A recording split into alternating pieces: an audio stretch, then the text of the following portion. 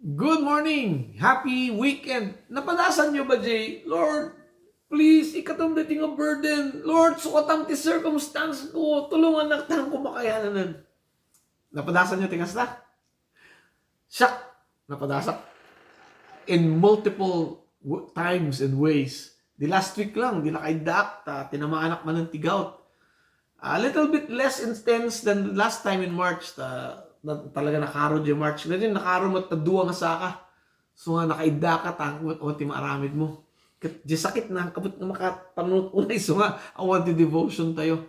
Nung dibigat, medyo nakaungarak basit. At basit nga pain, nga at least mabali na panunod, mabali na agaramid ti video.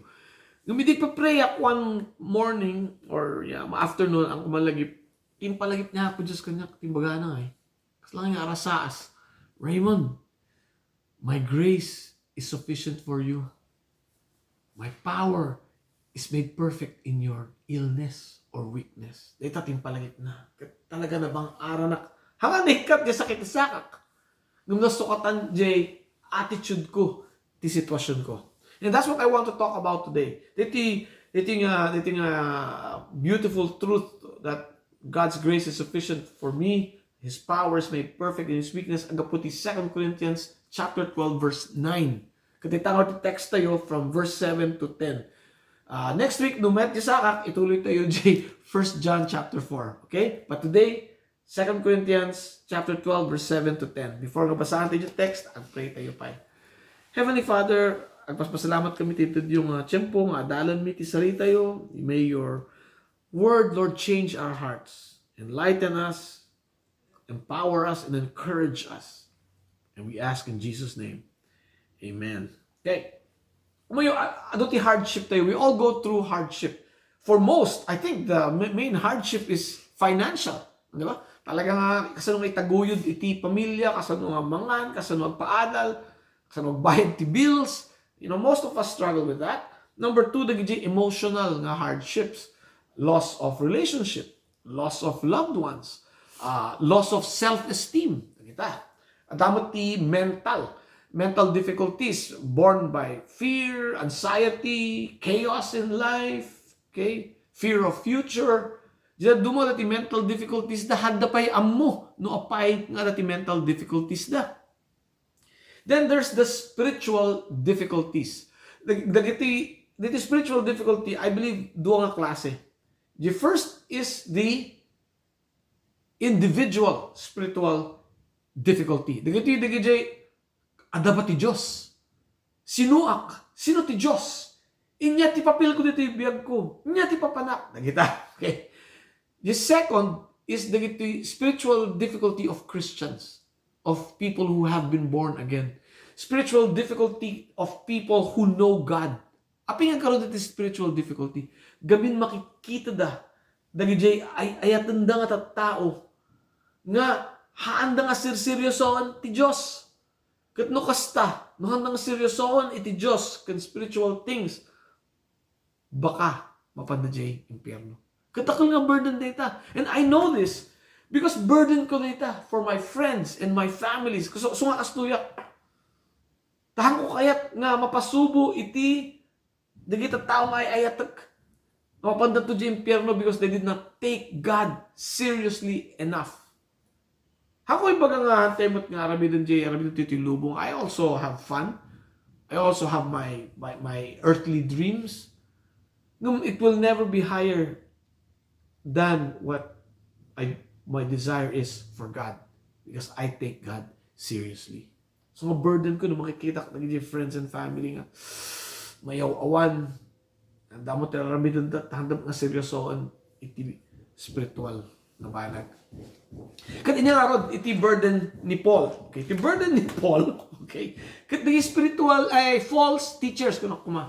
The false teachers imunag na ti simbahan tapos tiraran mi da in-undermine da ni Paul ibaga da hanga apostol nga talaga data, hanga qualified.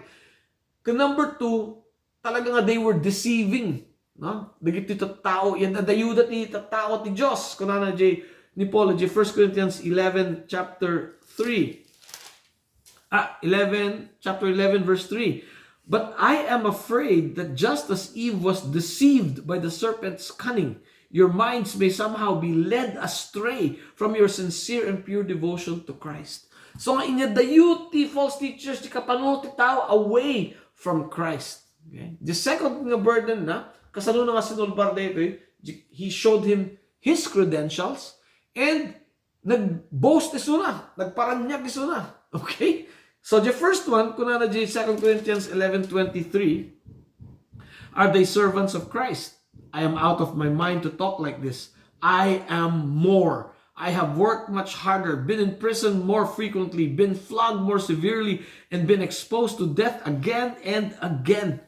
Dayta timbaga ni Paul nga credentials na. And he boasted. Kuna na, I am more. Yung boasting ni Paul, haan nga his accomplishments. Okay? He boasted of his weaknesses. Ulita ka, haan nga nagparanyag iti accomplishment na nun, yate da kanya na, he boasted of his weaknesses. Kuna na my grace is sufficient for me, for you, my power is made perfect in your weakness. Anto yung awanti makamo nga talaga nun, yung weakness ni Paul, iti thorn in the flesh ka kung kunana. Anto yung amo, physical ba, spiritual ba, mental ba, emotional ba, hante yung amo. Speculation lang. Ngam! Amo tayo ti rason. Tayo sulat ni Paul, verse 7, to keep me from becoming conceited. Data ti rason. Because of these surpassingly great revelations, there was given me a thorn in the flesh, a messenger of Satan to torment me. Okay? To keep him from being conceited. And so, the question, so when we're facing a difficulty, we're facing a burden, kahit nabasawan, God is humbling us. Mabalin, nga mahaan nga for all, haan nga amin nga beses. Okay? It could be, but sometimes it's a different reason. And sometimes, papalutan tayo niyang tatirason, okay mat di ay when we want to find out to make ourselves better. But, you know, most people, they focus na on the hardship. And the question, apiga siya, kapo.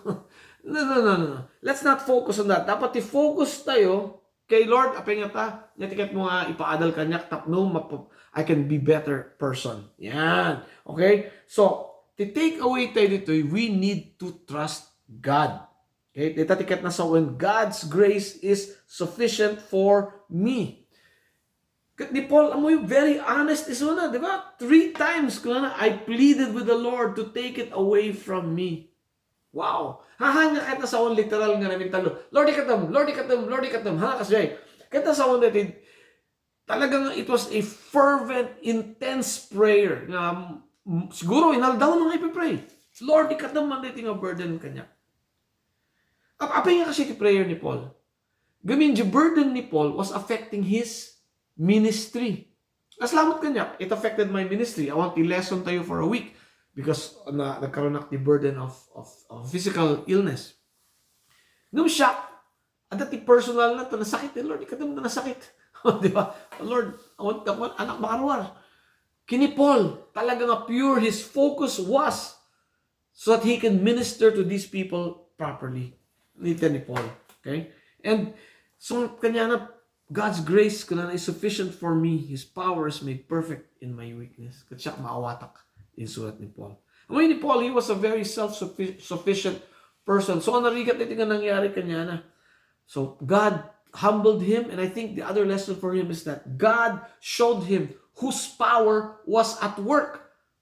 Na-realize ni Paul nga through his own power, but by the power of God. Yan. So, ano sulat na, for when I am weak, then I am strong. Okay. So, yun yung take away tayo dito na sitwasyon. Ang community burdens nga ada kanyayo. I wrote a few. Grief ba? Loss of loved ones? Loss of relationships? Financial insecurity or uncertainty? Problema ti balay? Problema iti trabaho? Fear of the future? Fear of that your family may not know Christ and surrender to Him. Siguro to burden you illness or disease or makatati mamuyo or loved ones who are sick. Or you might be going through a personal crisis, mental, spiritual, emotional. Okay? You might have a burden for your children and grandchildren. Yet the future naman. Dito take away tayo. Nyaman ti burdens tayo. We need to trust and rely on God's grace. Ulita ka. Nyaman ti burden tayo. We need to trust and rely on God's grace. God's grace is sufficient for us. Ang mga Apo Diyos is so powerful. And so because He is powerful and we are not, His power is made perfect, displayed in our weakness. Kaya nasaon, we rely more on God and less on ourselves because God can do more. Okay? And when we allow this relationship to be like that, where God is more, the power of God now will rest on us. Data. So when we have burdens, hardships, insults, persecutions, and difficulties, we can all declare with victory. For when I am weak, then I am strong. Hallelujah. In the power of God. Because before I finish up tayo, kadagay tatao nga, hanyo pingin sukuti biyagyo kini Jesus Christ. Amo yung dating verse 9, it applies to you too. His grace is sufficient to save you. Hallelujah. Dito prayer in surat ko, para kanya tayo amin. Father, help me to believe and to trust that your grace is sufficient for me. That your power, Father, is made perfect in my weakness. I rest not on my own power, but by the power of Christ my Lord, resting on me, dwelling in me. In my difficulties, Father, help me to proclaim victory. For when I am weak in the eyes of the world, in your eyes, I am strong. And I pray, I ask this by the power of the Holy Spirit and in the name of Jesus, my Lord. Amen. Have a great week, everyone, and God bless you.